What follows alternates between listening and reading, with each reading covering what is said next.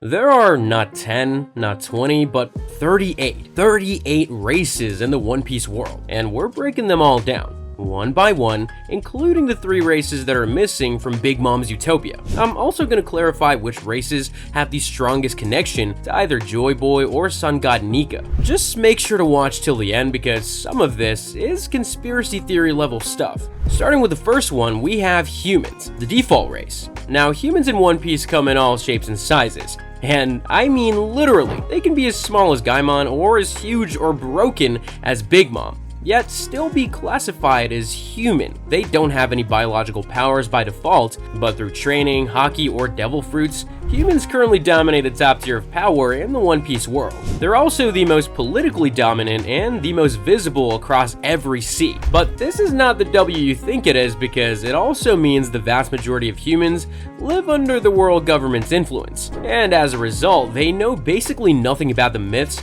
or symbols linked to Nika. Maybe the slaves or the prisoners do, but in general, humans as a whole are very ignorant of the world they live in. Then there's also some humans who think they're not like the rest of us. Yes, coming in at number 2, it's the Celestial Dragons. Technically, they're still human, but they pretend to be gods, simply because they're descended from the 20 kings who founded the world government, and because they live above the world in Marie Joie. Honestly, the average Celestial Dragon is just irredeemable trash. They're weak, inbred, have Spondum level combat, but Emu level entitlement. I mean, they literally wear those glass bubbles just so they won't breathe the same air as us commoners. Press a like and drop a comment if you hate these guys. Now, of course, not all Celestial Dragons are weak. There are strong ones too, like Shanks' brother, Shanks' father, and Shanks himself. Just kidding, guys. It's not all Shanks. The 5 Elders and the Holy Knights are also Celestial Dragons, and they're obviously quite strong. Plus, Doflamingo is not a fodder either. Moving on, just like how our world has distinct races and tribes within humanity, the One Piece world is no different. At number 3, it's the Kuja tribe of Amazon Lily. They are a tribe of badass women from Amazon Lily Island. Every single Kuja is a female warrior who is famous with basic arrangement haki, and they've got a no men allowed rule on both the island and their crew. As for how they keep the population going, it's by taking adventure trips to sea, finding men, and then coming home with a baby Kuja. Conveniently, every baby is a girl, and as we also see in chapter 1156, which is the latest chapter at the time of writing this script, they are the idols of the pirate world. The chapter itself is also named Idols. To add to this, the most beautiful woman of Amazon Lily becomes the Empress, and something interesting I noticed in this latest chapter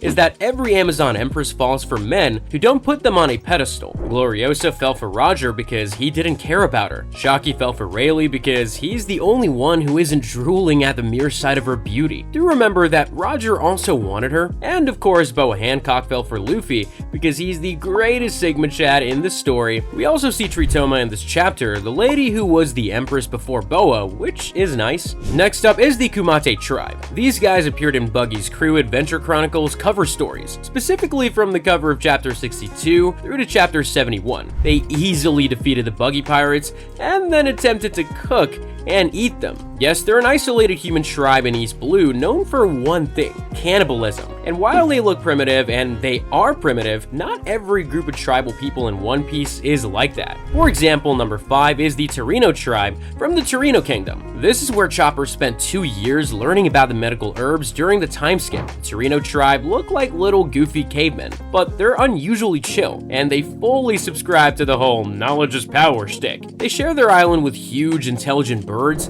and together they built a massive tree library filled with books. While Chopper first thought they were gonna cook him, he did get tossed in a pot. It was chill, and once he figured out the situation, he even brokered peace between the Torino people and the giant birds. Of course, Chopper left after 2 years, but they built a drugstore in his honor, called it the Tanukichi Drugstore. Anyway, these were just different flavors of the default humans. Next, we're gonna go over Sky Island people. There are 3 main sky races: Skypians, Shandians, and Birkins, and all with little wings on their backs that do absolutely nothing. Yes, they can fly with them, it's purely aesthetic and vibes. Now, what's actually crazy about the Sky Island people is that it was confirmed during Anel's backstory that all 3 of these races came to Earth from the moon. Skypians are the primary Sky Island people. They have small white wings that point upward, and they usually wear these cute and antenna-like hairdos. Culturally, Skypians are peaceful, friendly, and big on comfort and music. They invented dials and things like wavers and dial-powered ovens to make life easy. They called their leader God, but it's more like a mayor title than a literal deity, though the one thing they do worship is Vir, as in the soil from the blue sea, which is sacred because up in the sky, dirt is a luxury. Although, we did see Conas and the rest of them praying to God for a miracle in chapter 297, and then it was answered in chapter 298 when Luffy landed that final decisive blow on Enel, while simultaneously ringing the golden bell. Next, the second Sky Island race is the people who brought a decent amount of dirt to the Skypians, the Shandians. The Shandor tribe, originally from the city of gold on Jaya, was blasted into the sky along with their land about 400 years ago. They have wings too, but slightly larger than the Skypians. The Shandians are also warlike and traditionalists. Now, back in the day, as in over 400 years ago, they called a giant snake sun god and worshipped it. They also had a forest god, a sea god, and an earth god. But here's where it gets a little tinfoil hatty. They perform human sacrifices for the snake, at least until Nolan entered the chat, though it's pretty clear that this was because their cultural and religious knowledge got distorted over time. What started as symbolism for the real sun god Nika somehow got twisted into snake worship. They also never caught a break, considering how when their land was blasted into the sky, they ended up in a generations-long war with the Skypians over it. But fortunately, after Luffy defeated Enel, they made peace and integrated with Skypiea. Now, one more thing. Monkey D. Dragon's tattoo is modeled after the Shandian style, and considering how deeply rooted they are in ancestral pride and warrior lineage, there's definitely a connection there. Coincidence or conspiracy fuel? Either way, I have a feeling that the Shandians will become even more relevant in the future, just like how everyone wants Enel to be more relevant. And speaking of Enel, he's a Birkin, which brings us to the Birkins. They have the biggest wings of the three tribes, but unlike the Skypians or Shandians, their wings point downward. And what's weird is that even though I'm using Enel as an example of a Birkin, Enel himself doesn't actually have wings. He's a Birkin, and for what it's worth, he does have their extended earlobes, which is another trait associated with them. Still, Enel personally destroyed their homeland of Birka. By the way, the supernova Mad Monk Rouge is also a Birkin. Alright, Sky people done, but there's still 30 more races to go. There's the Fishmen. These are amphibious humanoids with fish and sea creature traits, and they're just as diverse as you'd expect. Jinbei is a whale shark fishman, Arlong is a saw shark fishman, and Hachi is an octopus fishman. They're generally 10 times the strength of an average human, and they're even stronger underwater. Now, while they do have a strong belief in the sun and the idea that sun equals freedom, they don't remember Nika by name. The only things they do have are an apology letter from Joy Boy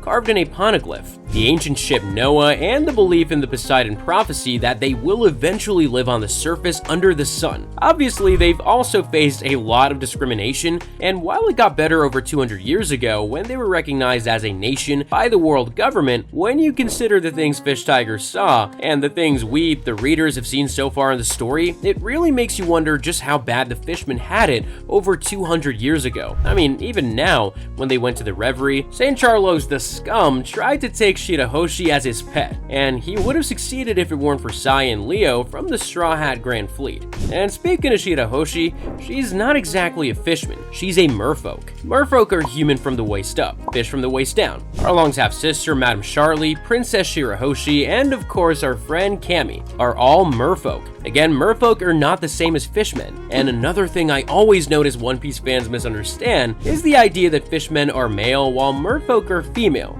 That's not true either. Merfolk can be both male and female, and fishmen can also be both male and female. Kawamatsu's mother is a female fishman Kappa, and Jinbei's first mate Aladdin is a male merfolk. I mean, merfolk means both mermaids and mermen. The only real distinction between them and fishmen is that they have a tail instead of legs. And of course, this tail also makes them the fastest swimmers in the sea, even faster than fishmen. Then going back to Shirahoshi, she is a mermaid who plays the role of the sea god, Poseidon, an ancient weapon that can command all the Sea Kings, and it's heavily implied that Poseidon has a connection with the legendary treasure of One Piece itself. Now, beyond the sea, let's go big. It's time for the biggest race of all. The Giants take the number 11 spot. They're around 12 meters tall at the bare minimum. The first time we learned about them was back in Little Garden, where Dory and Brogy had been fighting each other for 100 years. They lived 3 times as long as humans, and Elder Jarul is the oldest living human in the natural sense, as in he's 400 108 years old,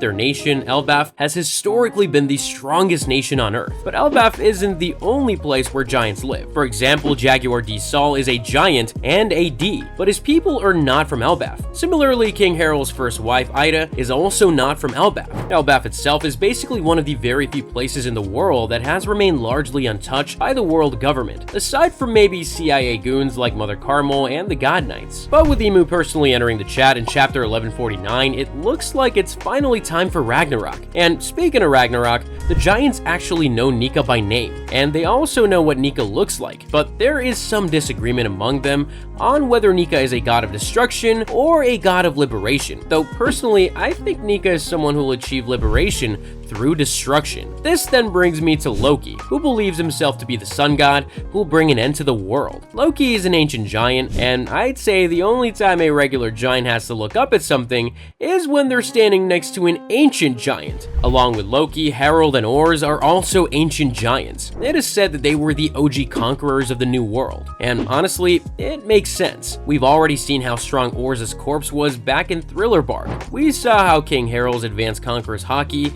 clashed evenly with Rox D. Zebek, and we also saw that an unnamed strike from Loki caused a lightning bolt to crash down on Elbaf at an absolutely incomprehensible scale. Ancient giants are simply larger and stronger than regular giants. They have horns, red skin, and ogre-like features, though King Harald pulled out his own horns because he no longer wanted to associate himself with that heritage. Moving on, I want to go over some additional context related to ancient giants that we've seen in the past few chapters. In chapter 1153, when Loki was born, his eyes were cursed, and although we don't know the full context yet, one look was enough for his own mother to throw him from the sun world to the underworld as an infant. Yes, she tried to kill her own newborn the moment she saw those eyes. Now, Harald and Ors, or even Little Ors Jr., didn't have those eyes, so I'd say this is a unique thing that happens to the Royal Prince of Elbaf every few centuries, kinda like how Shirahoshi was born as Poseidon. Add that to the fact that Loki believes himself to be the sun god who will end the world. Next, let's talk about what Rox D. Zebek said in chapter 1156, which again is the latest chapter at the time of writing the script. So if more information comes out by the time you see this video, definitely expand on the context in the comment section, guys. Anyways, Rox said that his plan to destroy the Holy Land involves 2 devil fruits. One of them's an Elbaf, and he wants Harald to eat it, as that's the only way to unlock the fruit's true power. Obviously, he's talking about Elbaf's legendary fruit, whatever that turns out to be, and from the way he said it, it seems like you have to be an ancient giant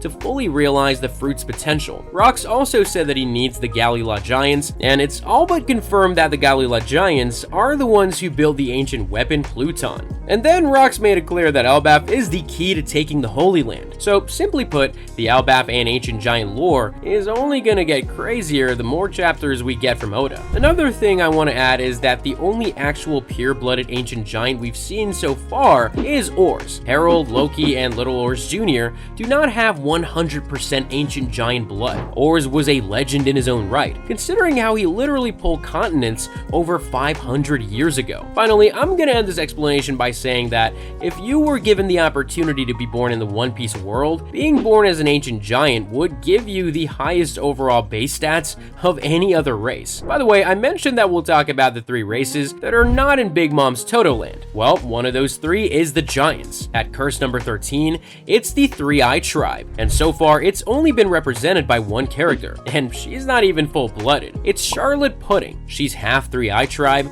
half Big Mom, though Big Mom never liked the third eye, and Pudding has always been insecure about it, at least until Sanji found it beautiful, and well, she ended up falling for him. Still, what makes the third eye special is the idea that, once awakened, it can use the power of the voice of all things to read poneglyphs. This is why Blackbeard sent Kuzan and Van Augur to Toto Land to kidnap her, and why she's now in Blackbeard's captivity. He needs her ability to reach Laugh-Tale and find the One Piece. Next is the Mink Tribe. These are just a bunch of furries, and I still remember the crash out in the fandom when Carrot didn't actually join the Straw Hats. They're insanely diverse though, which is to be expected considering how every mink is a specific mammal species. Carrot is a rabbit, Beppo's a polar bear, Inuarashi's a dog, Nekomamushi is a cat, Pedro is a jaguar, and Chopper's crush is the reindeer mink, Milky. Naturally, all of them have traits from their respective species, but the minks as a whole also have the ability to produce electricity from their bodies, and if there's a full moon, they can go Super Saiyan by entering their Sulong form. It's basically a white-furred berserker state that significantly enhances their strength and speed, and it's said to be the true form of the mink people. They do have to train in using this state though, because otherwise they'll simply lose their minds. Next, in terms of their beliefs and involvement in the overall lore, minks have largely been isolated on Zou for over 1,000 years. They have no direct mention of Nika or a sun god, but they do know about the prophecy of the dawn, and they understand that the dawn of the world represents a liberated, brighter future. They also have one of the 4 road poneglyphs, and since ancient times, they've had a shared alliance with the Kozuki clan of Wano, who were the ones that carved the messages into the poneglyphs. We've got dwarves at number 15. They're cute little humanoids with fluffy tails, pointy noses, and they form the Tontatta tribe, which has lived underground on Greenbit near Dressrosa since ancient times. Unfortunately, they used to be enslaved by the Don Quixote family during the Void Century. It was the darkest period in their history, and it lasted for 100 years. King Riku I eventually freed them all. Since then, they mostly only showed themselves to the Riku family. This led the people of Dressrosa to believe that dwarves were just fairy tales. In fact, the Riku family helped spread those rumors on purpose,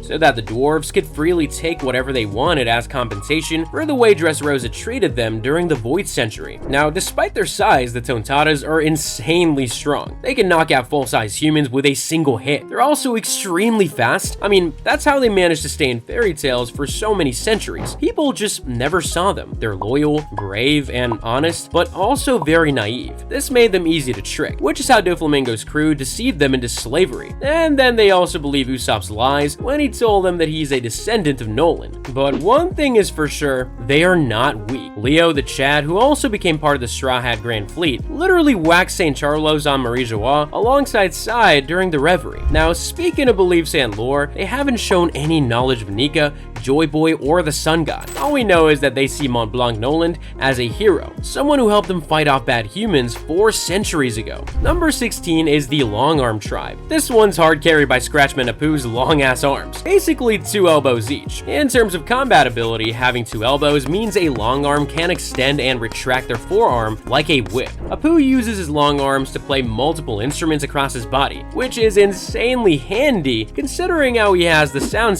fruit. By the way, there's an ancient feud between the Long Arm Tribe and the Long Leg Tribe that has been going on for over 1,000 years. And speaking of the Long Leg Tribe, these guys have, well, very long legs. Blue Gilly from the Straw Hat Grand Fleet is a prominent member, and his long legs allow him to perform a martial art called Jiao Kundo. It's like being able to unpredictably kick like a whip. And fun fact about this guy, Blue Gilly is currently the only named Longleg who isn't affiliated with the Big Mom Pirates. Now, after legs and arms, there's the necks. It's the Snake Neck Tribe. They have snake-like long necks that can twist in abnormal ways, and literally every known member seen so far in the story has been affiliated with Big Mom. Now, just to add a little sad fact, the Long Arm Tribe, the Long Leg Tribe, the Snake Neck Tribe, as well as the Mink Tribe and the Dwarves all go for 700,000 berries at the human auction in Saboti. To further add to this, let me go over the prices of other races. Fishmen are worth 1 million berries, while the Merfolk's prices are even more disgusting. It's 1 million for males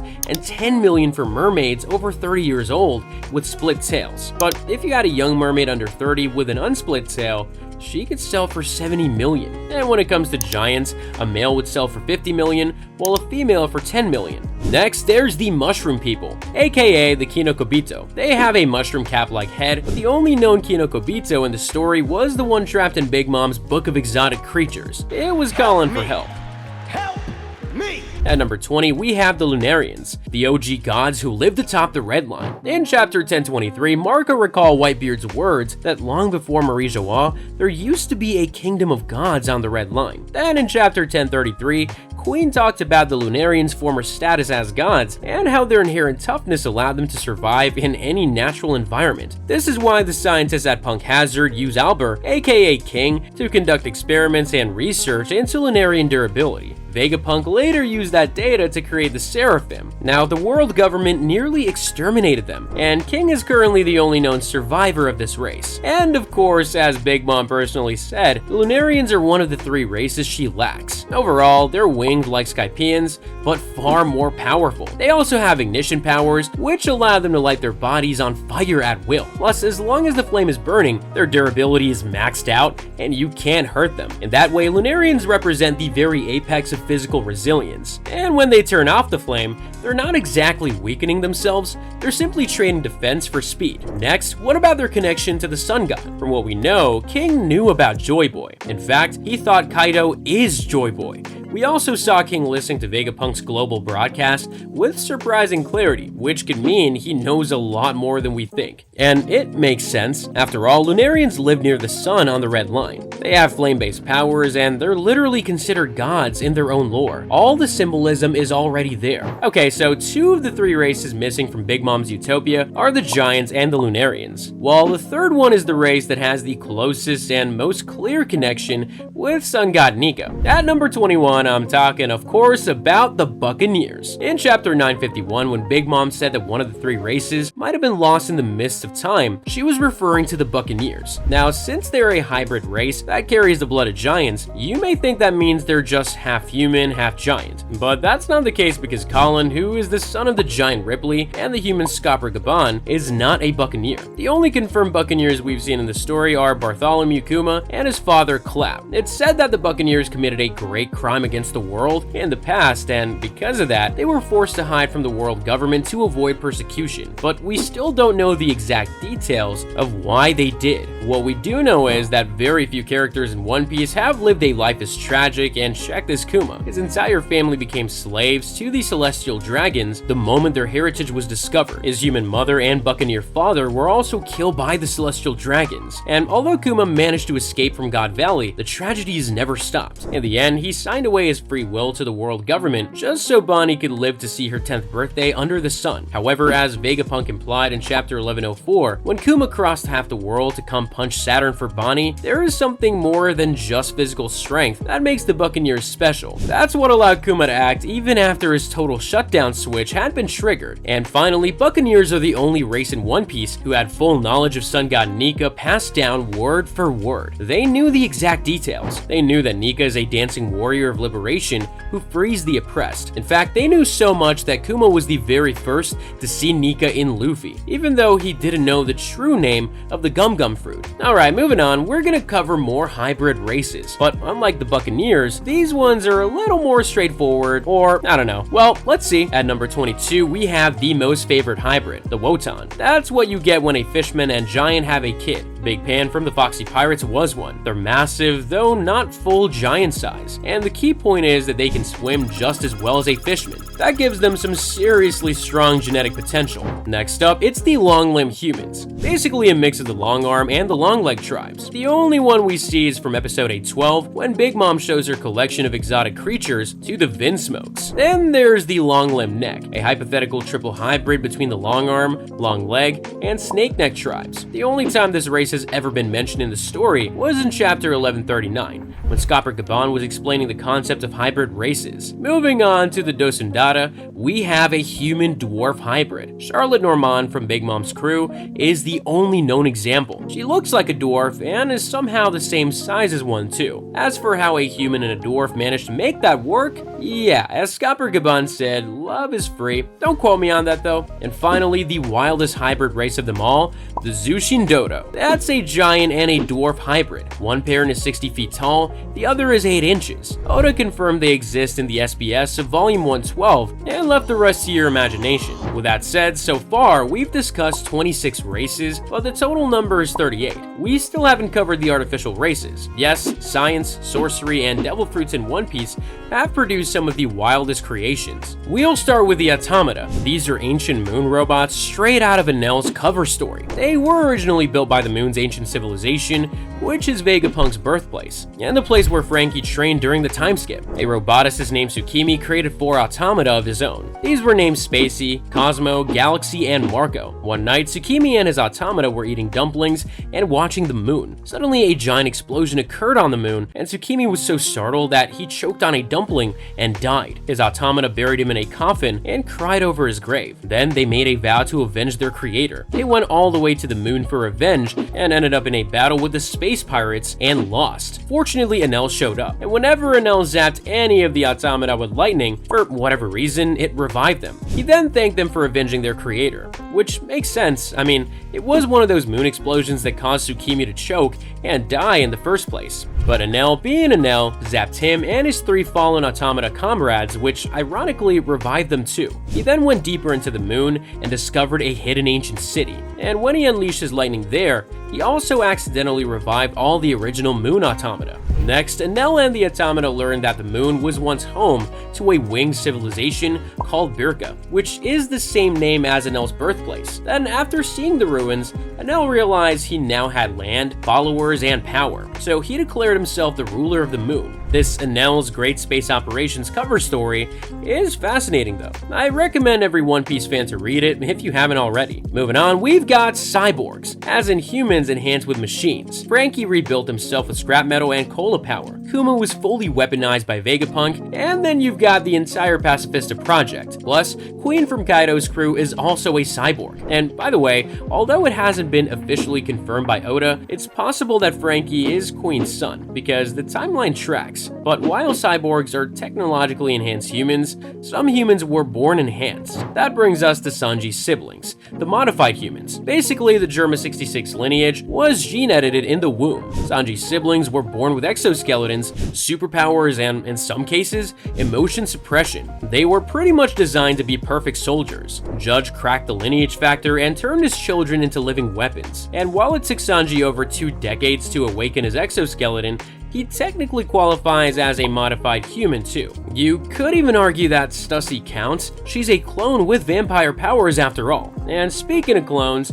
Germa grew thousands of them in tanks. Judge had established a factory to mass produce clone soldiers that are already programmed to be perfectly loyal and always ready for war. Now the Seraphim are also clones, but better. In Vegapunk's own words, the Seraphim are the strongest form of humanity. I really recommend checking out my video on the Pacifista and the Seraphim, where I go into full detail on what each of these are. By the way, the Pacifista don't have consciousness, which is why I didn't include them in this list. Next up is the undead. I mean, the zombies from Thriller Bark who were created by Moria's Shadow fruit. Moria stuffed shadows into corpses to reanimate them, and the results were diabolical. I mean, you had the sword god Ryuma's corpse with Brooks' soul, and the continent puller's oars with Luffy's soul. They had the body's instincts, plus the shadow's personality. Of course, this race only exists because of Moria's devil fruit powers, but the zombies can last a long time. Brooks' shadow, for example, was stuck on Thriller Bark for 5 years. At number 33, I want to briefly go over the Punk Hazard hybrids. There's Brownbeard the Centaur, Menbok the Satyr, and Monet the Harpy. These are humans who had parts of their bodies replaced with animal parts using Law's Ope Ope Nomi. Centaurs had their legs replaced with gator legs. These were mostly Brownbeard's crew. Satyrs were paralyzed humans who were grafted onto sheep bodies. They're the ones who gassed the Straw Hats aboard the Sunny, and Harpies, like Monet, had talons and wings instead of limbs. Another race that was created in Punk Hazard is the Numbers. These were the failed gigantification experiments, but Kaido bought them anyway. I'd say they are just big, dumb, and unstable. They were basically fodder during the Wano arc, to be honest. They are also the toys. Sugar used the Hobby fruit to turn people into toys, and once transformed, nobody remembered them. This is honestly a super bleak devil fruit power because, I mean, imagine the user touches you, and just like that, nobody remembers you anymore. You're erased from everyone's memory, at least until the devil fruit user is finally knocked out. And speaking of races created by devil fruits, what about Big Mom's homies? Big Mom's soul fruit allowed her to give souls to anything. Literally anything. Trees, swords, animals, buildings, clouds, you name it. Even Napoleon, Prometheus, and Zeus were simply fragments of her own soul, turned into loyal servants. And by the way, the citizens of Total Land regularly gave up fragments of their souls